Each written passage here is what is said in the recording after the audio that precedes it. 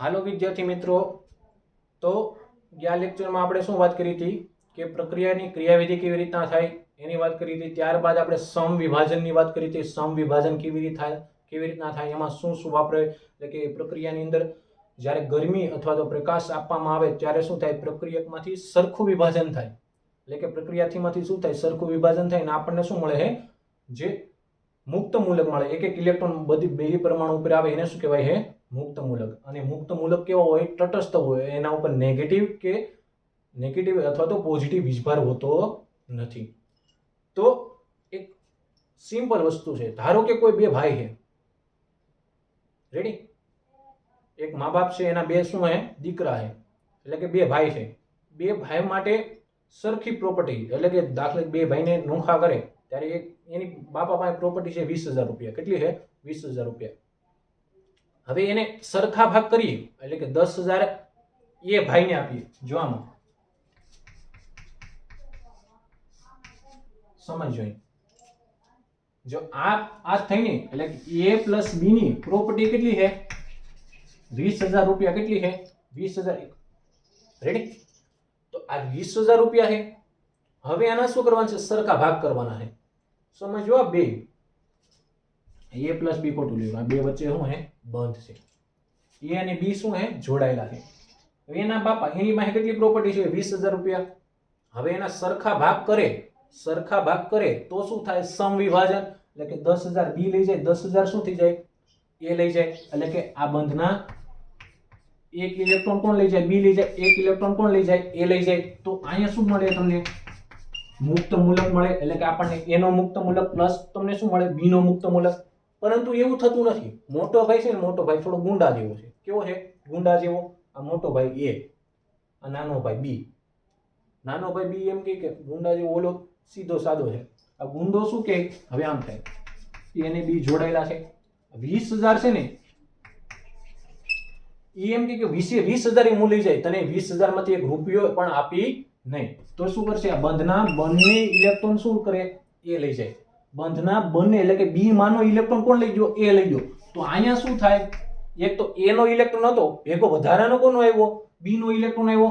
તો a ઉપર શું આવે, નેગેટિવ ચાર્જ, અને b ઉપર શું આવશે, પોઝિટિવ ચાર્જ। કેમ કે b એ શું કર્યું, પોતાનો ઇલેક્ટ્રોન શું કર્યો, ગુમાવી દીધો, બીજાને આપી દીધો। કેમ, મોટો ભાઈ લુખ્ખો છે, એટલે કે મોટો ભાઈ ગુંડો છે, તો એને આપી દીધો, તો પોતાનો ઇલેક્ટ્રોન આપી દીધો, તો એના ઉપર શું આવી જાય, પોઝિટિવ ચાર્જ, લુખ્ખો થઈ ગયો। આના ઉપર શું થઈ ગયો, ધનિક થઈ ગયો, રૂપિયા વાળો થઈ ગયો। કેમ, બળજબરીથી એને શું કર્યા, બંધના ઇલેક્ટ્રોન ખેંચી લીધા। બળજબરીનો મતલબ અહીંયા શું થાય છે, બળજબરી।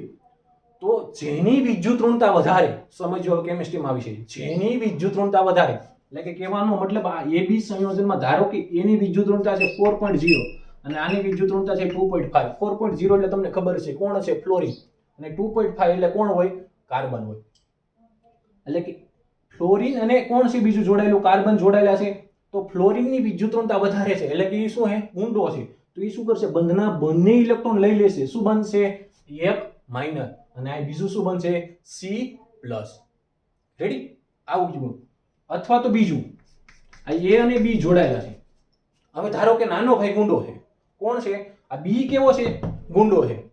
તો એ શું કરશે, આ બંધના બે ઇલેક્ટ્રોન હોય, એમાં a નો એક ઇલેક્ટ્રોન હોય, b નો શું હોય, એક ઇલેક્ટ્રોન હોય, એમાંથી બંને ઇલેક્ટ્રોન કોણ લઈ જશે, b લઈ જાય। જો આમાં આમ હતું, આમાં એરો બતાવતો ને તો fish hook arrow, single arrow હતો, એક જ, આમાં જો તીર એક જ હતું। આમાં શું છે, આ બંને ઇલેક્ટ્રોન જાય છે, એરો આમ છે, જો આમ,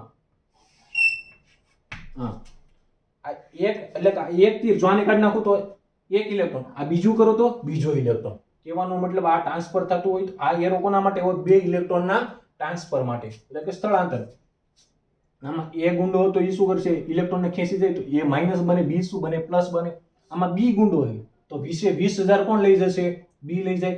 તો b શું બનશે, b માઈનસ બનશે, પ્લસ a શું બનશે, પ્લસ બનશે। સમજાણું? જો આમાં સરખું વિભાજન થાય કે એક ઇલેક્ટ્રોન b a લઈ જાય, એક ઇલેક્ટ્રોન b લઈ જાય, તો આપણને શું બને, એના મુક્ત મૂલક બને। તો આ પ્રક્રિયા કેવી કહેવાય, સમ વિભાજન કહેવાય। શું કહેવાય આને, સમ વિભાજન। અને કોઈ પણ પ્રક્રિયાને અંતે તમને ધન પ્લસ ઋણ ભાર મળે, અથવા તો ધન વીજભાર અથવા તો આયનીય પ્રક્રિયા થાય, આમ આયનો બન્યા ને, કોઈ પ્રક્રિયાને અંતે તમને આયનો મળે કે A માઇનસ આયન, B પ્લસ આયન, તો આ પ્રક્રિયાને કઈ કહેવાય? વિષમ વિભાજન પ્રક્રિયા. સીધું ને સરળ છે, બહુ જાજુ ડીપમાં જવાની જરૂર નથી. પ્રક્રિયામાં જે થતું એ થાય એ બધી આપણે ડિટેલમાં વાત કરીશું કે સરખું વિભાજન થાય તો મુક્ત મૂલક મળે, વિષમ વિભાજન થાય એટલે કે જુદું જુદું કોઈ એક ઇલેક્ટ્રોન ખેંચી જાય તો જે ખેંચી જાય એ કેવું બને? ઋણ બને. અને જેનો ખેંચી જાય એ કેવું બને? ધન બને. જે ખેંચી જાય એ ઋણ બને, જેનો ખેંચી જાય એ શું બને? ધન બને. આ જે ખેંચી ગયો એ શું બન્યો? ઋણ બન્યો. જેનો ખેંચી ગયો એ શું બની ગયો? પોઝિટિવ. તો આ વિષમ વિભાજન. આને શું કહેવાય? વિષમ. વિષમ એટલે કે જુદું, સરખું નથી થતું. એક ખેંચી જાય, એકની પ્રાયોરિટી વધારે હોય. તો આપણે કેમિસ્ટ્રીમાં એમ કહેવાનું, જે પરમાણુની, સમજો, જે પરમાણુની વિદ્યુત ઋણતા વધારે, એટલે કે વિષમ વિભાજન દરમિયાન જે પરમાણુની વિદ્યુત ઋણતા વધારે એ શું કરશે? બંધના બંને ઇલેક્ટ્રોન લઈને શું થાય? દૂર થાય. એટલે કે બંધના બંને ઇલેક્ટ્રોન લઈને દૂર થાય તો એના ઉપર શું આવે? ઋણ વીજભાર આવે. અને જેના ઇલેક્ટ્રોન વયા ગયા હોય, એટલે કે જેના ઇલેક્ટ્રોન જેના અહીંથી વયા ગયા હોય એના ઉપર શું આવે? ધનભાર આવે. તો સમજાણું?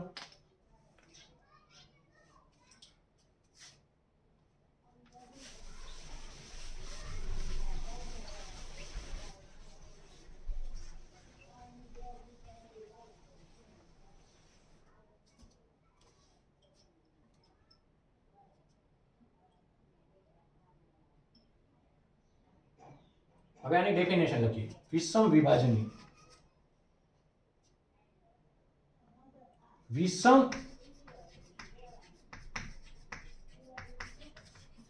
વિભાજનમાં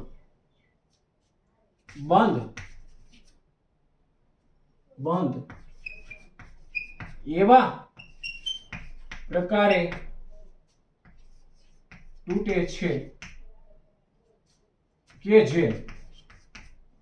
જે બંધ એવા પ્રકારે તૂટે છે કે જે બંધમાંનું સહિયારું એટલે ભાગીદારી વાળું સહિયારું ઇલેક્ટ્રોન યુગ્મ કોઈ એક પરમાણુ પોતાની તરફ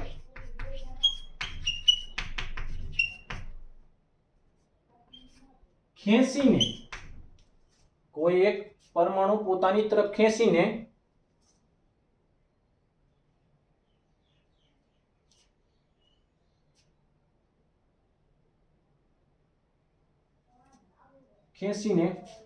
ઋણ વીજભારિત બને છે અને બીજો પરમાણુ ધનભારી બને છે.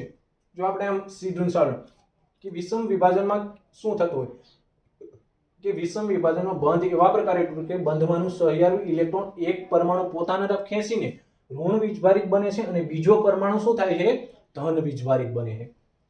તો આપણે એક પ્રક્રિયા લખીએ અને આમ લખીએ.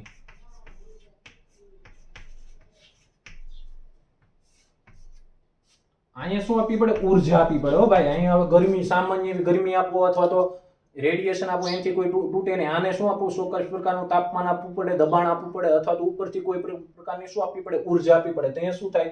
આ બંધ તૂટે, નકર બંધ તૂટે નહીં. આ બંધમાં કેટલા ઇલેક્ટ્રોન હશે? જો આ ઇલેક્ટ્રોનનો એરો આપણે બતાવતા ને, 2 ઇલેક્ટ્રોન બતાવો 1s2 માં, તો આને આમ બોક્સ કરતા બોક્સમાં કેટલા ઇલેક્ટ્રોન બતાવતા? 2. તો આ શું બતાવે? આ ઇલેક્ટ્રોન બતાવે. તો આ બંધમાં કેટલા ઇલેક્ટ્રોન છે? 2 છે. એમાં એક ઇલેક્ટ્રોન કોનો છે? કાર્બનનો. એક ઇલેક્ટ્રોન કોનો છે? બ્રોમિનનો છે. તો આમાં કાર્બનની વિદ્યુત ઋણતા કેટલી છે? 2.5. આમાં બ્રોમિનની વિદ્યુત ઋણતા કેટલી છે? 2.8. તો સૌથી વધારે વિદ્યુત ઋણતા કોની છે? બ્રોમિનની છે. તો હવે જે સાલો લુખો અથવા તો જે ગુંડો, આમાં ગુંડો કોણ છે? જેની વિદ્યુત ઋણતા વધારે હોય એ શું હોય? ગુંડો હોય. તો આમાં વિદ્યુત ઋણતા વધારે કોની? બ્રોમિનની. એ શું કરશે? બંધમાંના બંને ઇલેક્ટ્રોન પોતાના તરફ શું કરશે? ખેંચી લેશે. તો ખેંચે તે દરમિયાન કયો એરો વપરાય? તો આને કહેવાય શું કયો એરો કહેવાય? તીર એરો. ખાલી તીર એરો, ખાલી એમ એને તીર એરો કહેવાય. એ તીર એરાનો મતલબ શું થાય? એમાં બે ઇલેક્ટ્રોનનું શું થતું હોય? સ્થળાંતર થતું હોય. તો આમ હોય, આ બંધમાંના બંને ઇલેક્ટ્રોન કોણ ખેંચી જાય છે? બ્રોમિન. બંધમાંના બંને ઇલેક્ટ્રોન બ્રોમિન ખેંચી ગયો તો અહીં બ્રોમિન શું બનશે? નેગેટિવ વીજભારિત. શું બનશે? ઋણ વીજભારિત. જ્યારે કાર્બન પ્લસ CH3, કાર્બન કેવો બનશે? ધન વીજભારિત. સમજાણું કે વિષમ વિભાજન દરમિયાન બંધ એવા પ્રકારે તૂટે છે જે બંધમાંનું સહિયારું ઇલેક્ટ્રોન, આ સહિયારું છે, સહસંયોગ બંધ બન્યો એટલે સહિયારું ઇલેક્ટ્રોન યુગ્મ, જો આખું યુગ્મ ટ્રાન્સફર થાય, કોઈ એક પરમાણુ પોતાની તરફ હોય, તરફ લખી નાખજો, તરફ ખેંચીને ઋણ વીજભારિત બને છે. આ પોતાની તરફ ખેંચીને શું બન્યો? ઋણ વીજભારિત. અને બીજો પરમાણુ શું બને છે? ધન વીજભારિત. તો આને કહેવાય, આને શું કહેવાય? આને ઋણ વીજભારિત કહેવાય. આને શું કહેવાય? ધન વીજભારિત. આ ધન વીજભારિત ભાગને કહેવાય છે કાર્બોકેટાયન. કાર્બનનો આ ભાગ છે ને, કાર્બન ઉપર પોઝિટિવ ધન વીજભાર આવ્યો તો આને શું કહેવાય? કાર્બોકેટાયન, અથવા તો આને કહેવાય કાર્બોનિયમ આયન. કાર્બોનિયમ આયન એટલે કે કાર્બોકેટાયન. શું આવશે? કાર્બેનિયમ આયન છે, એને શું કહેવાય? ઋણ વીજભાર. અને કાર્બોનિયમ આયન એટલે કે એને શું કહેવાય? કાર્બોકેટાયન. એટલે કહેવાનો મતલબ કે બ્રોમોમિથેન છે, બ્રોમોમિથમાં બ્રોમિન શું કરશે? બંધમાંના બંને ઇલેક્ટ્રોન ખેંચી જાય. બ્રોમિન શું બનશે? ઋણ વીજભારિત. કાર્બન શું બનશે? જો કાર્બન ઉપર ધન વીજભારિત આવે તો એને શું કહેવાય? કાર્બોકેટાયન. અથવા તો એને બીજા કયા નામે ઓળખાય? પહેલાના સમયમાં કાર્બેનિયમ આયન તરીકે ઓળખાતો. રેડી? હવે બીજું જો સમજો અહીં. હવે આને લખું છું અહીં, આને જે કાર્બોકેટાયન બન્યો, એ કાર્બોકેટાયનની આજુબાજુમાં કેટલા ઇલેક્ટ્રોન છે? તો 1 2 3 4 5 6 ઇલેક્ટ્રોન છે. અષ્ટકના નિયમ પ્રમાણે કેટલા ઇલેક્ટ્રોન હોવા જોઈએ? તો 8 ઇલેક્ટ્રોન હોવા જોઈએ. તો આની પાસે કેટલા ઇલેક્ટ્રોન છે? ષષ્ટક છે. આની પાસે કેટલા ઇલેક્ટ્રોન છે? ષષ્ટક એટલે 6 ઇલેક્ટ્રોન છે. અષ્ટકના નિયમ પ્રમાણે હોવા કેટલા જોઈએ? 6 ઇલેક્ટ્રોન, ઓલા 8 ઇલેક્ટ્રોન હોવા જોઈએ. આની પાસે કેટલા ઇલેક્ટ્રોન છે? 6 ઇલેક્ટ્રોન છે. તો આ કેવો કહેવાય? ધનભારિત કહેવાય. આ શું કહેવાય? ધનભારિત. એટલે જેની ઇલેક્ટ્રોન ડેફિશિયન્ટ છે, જેની ઇલેક્ટ્રોનની શું છે? જરૂર છે. આને ઇલેક્ટ્રોનની શું છે? જરૂર છે. કેમ? આની પાસે 6 છે તો 2 ઇલેક્ટ્રોનની શું છે? એને જરૂર છે. તો આ ષષ્ટકના નિયમનું શું કરે છે? પાલન કરે. અષ્ટકના નિયમનું પાલન કરતો નથી અને પોતે કેવો છે? ધન વીજભારિત છે. જે કાર્બોકેટાયન કેવો છે? ષષ્ટક. એની અંદર કેટલા ઇલેક્ટ્રોન છે? ષષ્ટક છે. અને પોતે કેવો છે? ધન વીજભારિત. જો થોડીક બોલવાની સ્પીડ વધારે છે, પણ કહેવાનો મતલબ મુદ્દો આપણો જે છે એને ધ્યાનમાં રાખીને હાલવા. કે કાર્બોકેટાયન બન્યો, એની અંદર કેટલા ઇલેક્ટ્રોન છે? ષષ્ટક છે. અને પોતે કેવો છે? ધન વીજભારિત. જ્યારે ઋણ વીજભાર છે એની પાસે શું છે? એક તો અબનકારક ઇલેક્ટ્રોન યુગ્મ છે. અહીં બ્રોમિન પાસે કેટલા અબનકારક ઇલેક્ટ્રોન યુગ્મ હોય? પહેલા તો 3 જ હોય. પહેલા તો એ 3 અહીંયા હશે.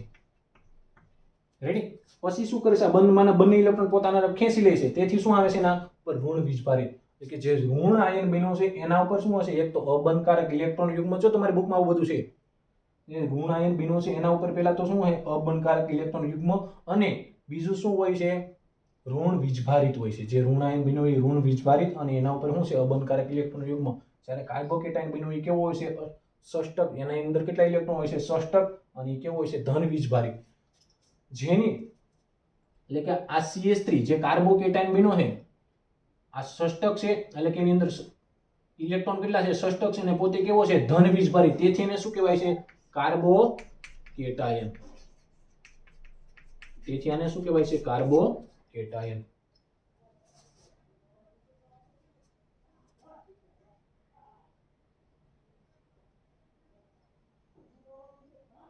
તો કાર્બોકેટાયનની આપણે ડેફિનેશન લખી નાખીએ. પછી એની સ્થાયીતાની વાત કરીએ. એટલે કે વિષમ વિભાજન પછી શું થઈ જાય? કમ્પ્લીટ થઈ જાય.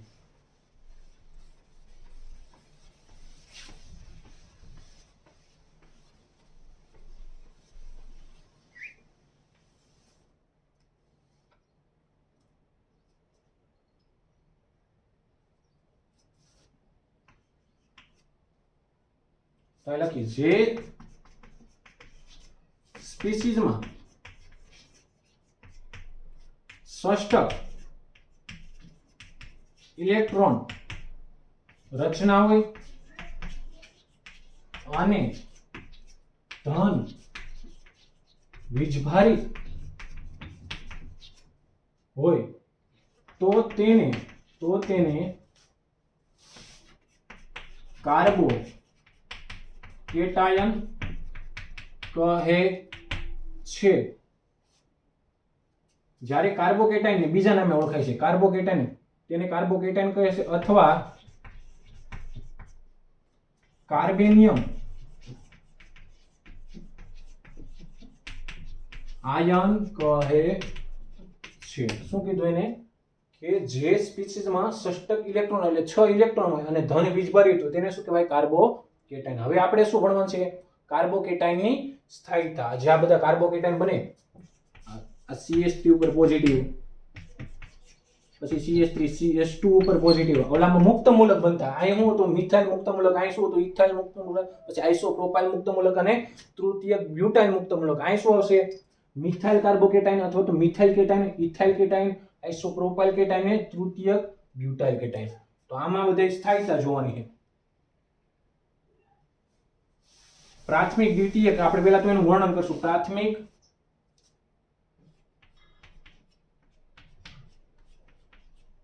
આ કાર્બન ઉપર શું છે? પોઝિટિવ.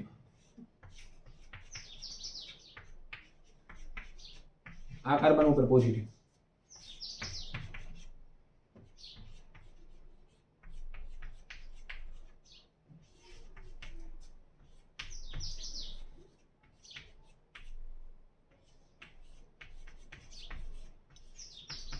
જો કાર્બોકેટાયન નું વર્ગીકરણ તો 3 પ્રકારના શું હોય? આમ ગણી તો 4 પ્રકારના: મિથાઇલ કાર્બોકેટાયન, પ્રાથમિક કાર્બોકેટાયન, દ્વિતીયક કાર્બોકેટાયન ને તૃતીયક. આમ તો ગણી તો 4, પણ મુખ્ય એના કેટલા પ્રકાર છે? તો 3. તો પ્રાથમિક, દ્વિતીયક અને તૃતીયક. તો પહેલા તો કાર્બોકેટાયન ને પ્રાથમિક, દ્વિતીયક ને તૃતીયક કેવી રીતના કરવો? તો જો સમજો, જે કાર્બન ઉપર પોઝિટિવ એટલે ધન, જે કાર્બન ધન વીજભારિત હોય અને તે કાર્બન અન્ય કેટલા કાર્બન સાથે જોડાયેલો છે તેના આધારે શું થાય? એનું વર્ગીકરણ. આ કાર્બન ઉપર ધન વીજભાર છે, આ કાર્બન અન્ય કેટલા કાર્બન સાથે જોડાયેલો છે? તો અન્ય એક પણ કાર્બન સાથે જોડાયેલો નથી. તેથી આને શું કહેવાય? Methyl cation. અને લખાય કેવી રીતના? CH3+. આ કાર્બન ઉપર પોઝિટિવ, આ કાર્બન અન્ય કેટલા કાર્બન સાથે જોડાયેલો છે? તો એક જ કાર્બન સાથે. તેથી આને શું કહેવાય? પ્રાથમિક કાર્બોકેટાયન. અને આનું નામ શું થાય? CH3 CH2 અને આના ઉપર શું છે? પ્લસ. તો આને કહેવાય ઇથાઇલ કાર્બોકેટાયન. પછી આ કાર્બન અન્ય 2 કાર્બન સાથે જોડાયેલો, તેથી આને શું કહેવાય? દ્વિતીયક કાર્બોકેટાયન. આનું નામ શું થાય? આઇસોપ્રોપાઇલ કાર્બોકેટાયન. આમાં આ કાર્બન ઉપર પોઝિટિવ ચાર્જ, ઈ કાર્બન અન્ય કેટલા કાર્બન સાથે જોડાયેલો છે? તો 3 કાર્બન સાથે. તેથી આને શું કહેવાય? તૃતીયક કાર્બોકેટાયન. આને શું કહેવાય? તૃતીયક કાર્બોકેટાયન. હવે આમાં સ્થાયીતા, મેં મુક્ત મૂલકમાં જેવી રીતના સ્થાયીતા નક્કી કરીને એવી જ આમાં આવશે. આમાં શું હોય? આ બધાને શું છે? ઇલેક્ટ્રોન ની ઉણપ છે. કેમ ઉણપ છે? આની અંદર કેટલા ઇલેક્ટ્રોન છે? 6 ઇલેક્ટ્રોન છે. કેટલા છે? 6. અને કેવા છે? ધન વીજભારિત. ઋણ વીજભારિત હોય તો શું કરે? જો 2 વસ્તુ છે, ધારો કે કોઈ એક જગ્યાએ તમે ગયા, લગ્ન પ્રસંગ છે, તમે ગયા, એટલે કહેવાનો મતલબ કેવી રીતના ગયા હજી જોવાનું છે. જ્યાં લગ્ન પ્રસંગમાં સારી સારી રસોઈ બની છે, પરંતુ તમે ગયા ને ત્યારે તમે આખું પેટ ફૂલ કરીને, જો 2 પરિસ્થિતિ છે, તમે પેટ ફૂલ કરીને ગયા એટલે કે જમીને ગયા. કોઈ લગ્ન પ્રસંગમાં કોઈ એવી કારણોસર છે જેમાં બીજા લગ્ન પતાવીને તમારે બીજા લગ્નમાં જવાનું જોઈએ, એટલે કે કોઈ લગ્નમાં ગયા ત્યાં તમે શું કર્યા? બીજા લગ્નમાંથી તમે જમીને આવ્યા હતા, એટલે તમારું પેટ શું છે? સંપૂર્ણ ભરેલું છે. હવે તમને એમ કોઈ કહે છે હાલો જમવા, તો તમે જમશો નહીં ને? તો ઈ તમે શું છે? એને ઇલેક્ટ્રોનની ઉણપ નથી, એટલે કે ઈ ભાઈ શું છે? સંપૂર્ણ ઇલેક્ટ્રોનથી ભરાયેલું છે. આપણે ઇલેક્ટ્રોનના મતલબમાં ઈ ભાઈ શું છે? ઇલેક્ટ્રોનથી સંપૂર્ણ ભરાયેલો છે. હવે એની અંદર કોઈ ઇલેક્ટ્રોન નાખે તો શું થાય? એની અંદર અપછો આવે. અપછો એટલે કે એને ઇલેક્ટ્રોનની એવા જરૂર હોય નહીં, એટલે કે એની સ્થાયીતામાં શું થાય? ઘટાડો. અપછો આવે તેના કારણે થોડુંક ઝાડા ઉલટી થઈ જાય. રેડી? તો કહેવાનો મતલબ એની અંદર શું આવે? અપછો આવે. ધારો કે એ ભાઈ ભૂખ્યા પેટે આવ્યો છે, એટલે કે એની અંદર શું છે, ઇલેક્ટ્રોનની ઉણપ છે. જ્યારે મુક્ત મૂલક હતો એની અંદર કેટલા ઇલેક્ટ્રોન હતા? 7. એક ઇલેક્ટ્રોનની શું હતી? ઉણપ હતી. એટલે એ શું કરશે?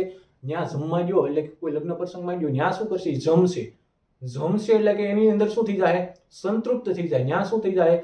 જમીને શું થઈ જાય? સંતૃપ્ત. એવી રીતના કોઈ પણ મુક્ત મૂલક હોય એક ઇલેક્ટ્રોન મેળવીને શું થઈ જાય? સંતૃપ્ત. એવી રીતના કાર્બોકેટાયન છે, આની અંદર શું છે? ઇલેક્ટ્રોનની ઉણપ છે.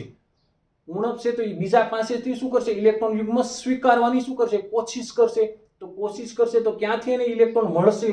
તો આની બાજુમાં જો આલ્કાઇલ છે, આલ્કાઇલ પાસેથી શું કરશે? ઇલેક્ટ્રોન સ્વીકારશે. આ સાલો લુખ્ખો જ છે, આ બધા શું છે? લુખ્ખા છે. હવે આ મિથાઇલ છે, જો આ મિથાઇલ એટલે કે આ કાર્બન ઉપર પોઝિટિવ ચાર્જ છે, પરંતુ એની બાજુમાં કોઈ પણ આલ્કાઇલ નથી, એટલે કે આની બાજુમાં કોઈ પણ ઇલેક્ટ્રોન યુગ્મ દેવા વાળા છે નહીં, એટલે કે આની સ્થાયીતામાં કઈ ફેરફાર થાય નહીં. હવે આમાં જો આમાં આ કાર્બન ઉપર શું છે? આ પોઝિટિવ કાર્બન ઉપર સાથે કોણ જોડાયેલું છે? CH3 આલ્કાઇલ જોડાયેલું છે. આ આલ્કાઇલની અસર હોય છે પ્રેરક અસર, એટલે કે આ અસર અને અતિપર સંયુગ્મન. આ બે અસરના કારણે શું કરે? આ CH3 આ બંધના ઇલેક્ટ્રોનને કોના તરફ ધક્કો મારે? આ કાર્બન ઉપર. એટલે કે એની જેટલી પોઝિટિવિટી હોય એમની શું કરે? ઓછી કરે. ખાલી પોઝિટિવિટીને શું કરે? ઓછી કરે. આપણે એમ કે ભૂખને ઓછી કરે, જમી લો તો ભૂખની શું થઈ જાય? ઓછી. તો આ જે પોઝિટિવિટી છે, ધારો કે આપણે એમ કે આની આ પોઝિટિવ કાર્બનનું મૂલ્ય છે 6, તો આ ધારો કે મિથાઇલ એને 10 ઇલેક્ટ્રોન યુગ્મ પોતાના તરફ, એટલે કે આ કાર્બન ઉપર શું કરશે? ધક્કો મારશે. 10 શું કરે? ધક્કો મારે. એટલે કે આની પોઝિટિવિટી હવે કેટલી રહી? 90. હા, તો આ CH3 ની કઈ અસર છે? પ્રેરક અસર અને અતિપર સંયુગ્મનને લીધે આ કાર્બોકેટાયનની સ્થાયીતામાં શું કરશે? મિથાઇલ કરતા આની સ્થાયીતામાં શું થાય? થોડોક વધારો. આમાં કેટલા આલ્કાઇલ છે? 2. તો આ શું કરશે? 2 તરફથી દાન કરશે. આમાં કેટલા આલ્કાઇલ છે? તો 3 છે. અને 3 તરફથી શું કરશે? 3 આલ્કાઇલ શું કરશે? અને દાન કરશે. તો આમાં 100 થી વધારે દાતા ક્યાં છે? આમાં. તો આની સ્થાયીતામાં કાર્બોકેટાયનની સ્થાયીતા શું થાય? વધારે. તો 100 થી વધારે કાર્બોકેટાયન કયો સ્થાયી? તૃતીયક. એના કરતા ઓછો સ્થાયી કયો? દ્વિતીયક. એના કરતા ઓછો સ્થાયી કયો? પ્રાથમિક. અને એના કરતા ઓછો સ્થાયી કોણ? Methyl carbo. એટલે કે કાર્બોકેટાયનની સ્થાયીતા લખવી તો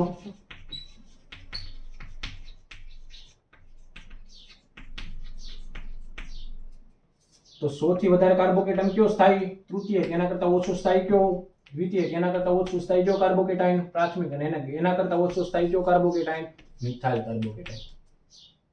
આ શું હતી? કાર્બોકેટાયનની વાત. હવે જે કાર્બોકેટાયન બીનો છે એનું સ્ટ્રક્ચર કેવું હોય, એનું સંકરણ કેવું હોય, એનો આકાર કેવો હોય, એની વાત કરવાની છે.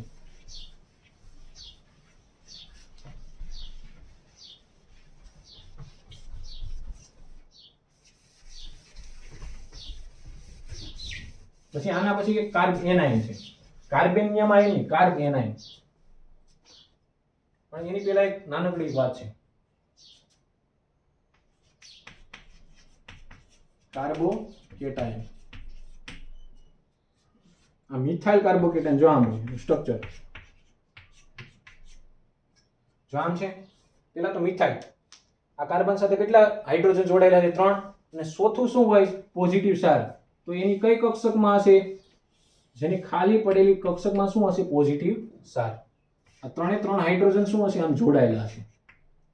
તો જો આપણે VSEPR સિદ્ધાંતમાં, એટલે કે ચોથા ચેપ્ટરની અંદર 11માં ચોથા ચેપ્ટરની અંદર ભણી ગયા શું કે કોઈ પણ પરમાણુની બાજુમાં 3 સહસંયોજક બંધ જોડાયેલા હોય, તો 3 જોડાયેલા હોય તો એનું સંકરણ શું થાય? sp2. એટલે કે આ કાર્બનનું સંકરણ શું થશે? sp2. અને sp2 સંકરણ થતું એનો આકાર કેવો હોય? સમતલ્ય ત્રિકોણ. હવે જો આમ હોય બોર્ડના સમતલમાં શું હોય? અહીંયા કાર્બન છે. જો અહીંયા સમજો, અહીંયા કાર્બન છે, અહીંયા હાઇડ્રોજન, એટલે કહેવાનો મતલબ અહીંયા હાઇડ્રોજન છે, અહીંયા શું હોય? હાઇડ્રોજન છે, અહીંયા શું છે? હાઇડ્રોજન છે. 3 હાઇડ્રોજન આમ ત્રિકોણમાં શું જોડાયેલા હોય, તો આને શું આકાર કહેવાય? સમતલ. એટલે કે એક જ સમતલની અંદર જોડાયેલ, આનો આકાર શું થાય? સમતલ્ય ત્રિકોણ. અને આ જે વધારાની કક્ષક છે એ સમતલને શું હોય? લંબ હોય. આનું સમતલ આમ છે તો એને લંબ કેમ હોય? આમ હોય. અને બીજી પાછળના ભાગમાં જતું હોય. અને જે ખાલી કક્ષક છે એમાં શું હોય? પોઝિટિવ ચાર્જ હોય. તો કાર્બો તમને કોઈ પૂછે કોઈ પણ કાર્બોકેટ, આ તો મિથાઇલ છે, હવે કોઈ પણ કાર્બોકેટનું સંકરણ શું થાય? sp2 સંકરણ થાય. એનો આકાર શું થાય? સમતલ્ય ત્રિકોણ. અને આમાં બંધ કેવી રીતના બન્યા હોય? તો આ કાર્બનની એક sp2 સંકૃત કક્ષક અને હાઇડ્રોજનની 1s કક્ષક બંનેની સમિશ્રણ પામી 3 શું બનશે? કાર્બન હાઇડ્રોજન સિગ્મા બન. રેડી? આ વાત હતી સીધી ને સામાન્ય. હવે કાર્બ એનાયન.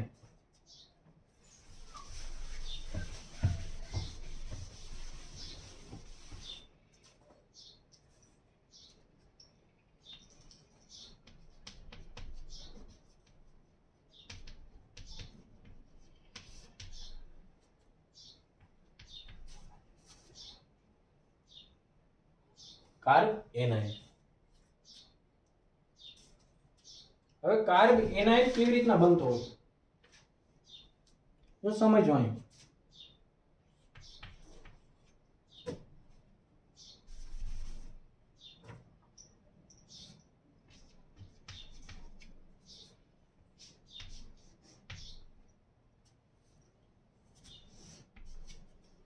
કાર્બ એનાયન કેવી રીતના? આમાં વિષમ વિભાજન થાય, બીજું કઈ ન થાય.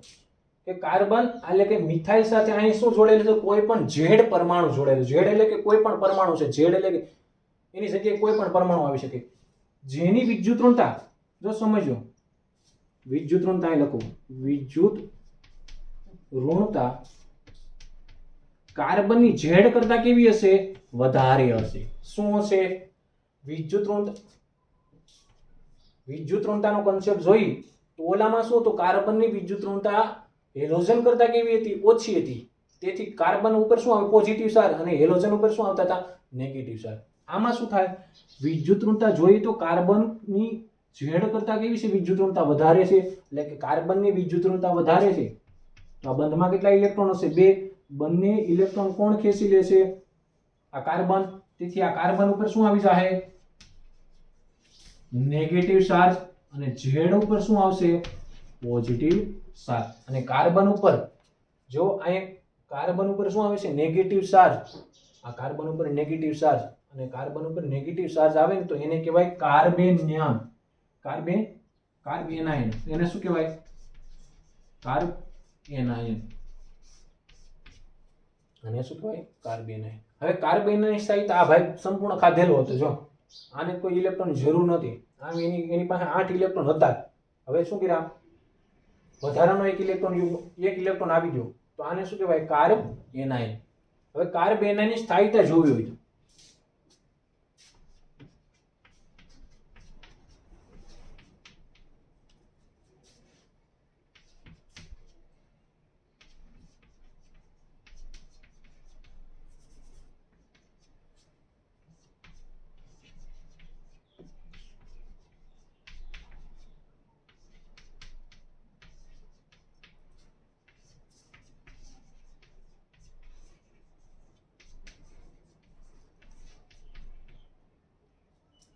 જો સમજો. અહીંયા આ કાર્બન, પેલું સિમ્પલ સમજો. આ કાર્બન, એની સાથે અહીંયા 2 ઇલેક્ટ્રોન, અહીંયા 2 ઇલેક્ટ્રોન, અહીંયા 2 ઇલેક્ટ્રોન, અહીંયા કેટલા ઇલેક્ટ્રોન છે? 2. તો ટોટલ આ કાર્બન પાસે ઇલેક્ટ્રોન કેટલા છે? 8. આ કાર્બન પાસે ટોટલ ઇલેક્ટ્રોન કેટલા છે? 8. આ કાર્બન પાસે ટોટલ 8. આની પાસે 8.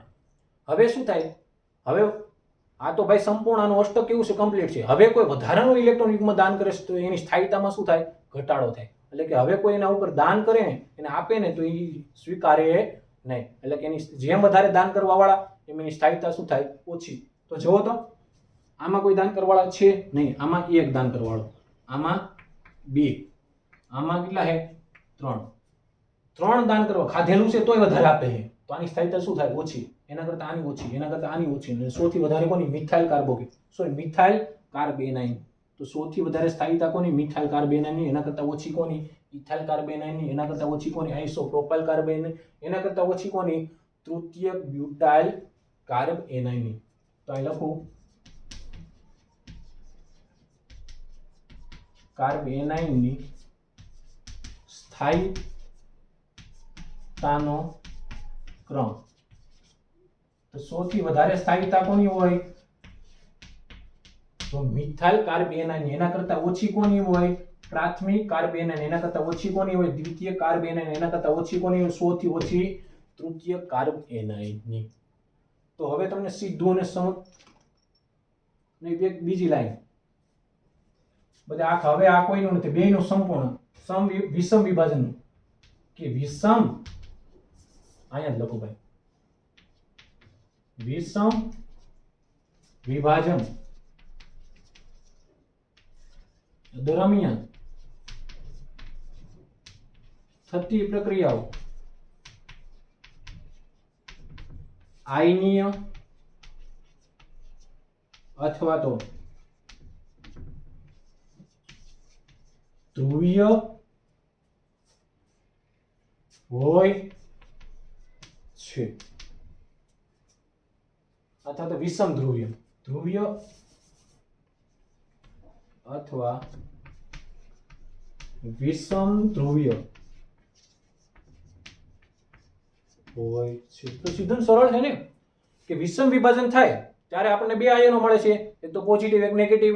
તો એ કેવી પ્રક્રિયાથી? આયનીય પ્રક્રિયાથી, અથવા તો ધ્રુવો મળ્યા પોઝિટિવ અને નેગેટિવ, અથવા તો વિષમ ધ્રુવીય પ્રક્રિયા. વિષમ એટલે કે એકના ઉપર ધન વીજભારિત આવે છે, બીજા ઉપર શું આવે છે? ઋણ વીજભાર.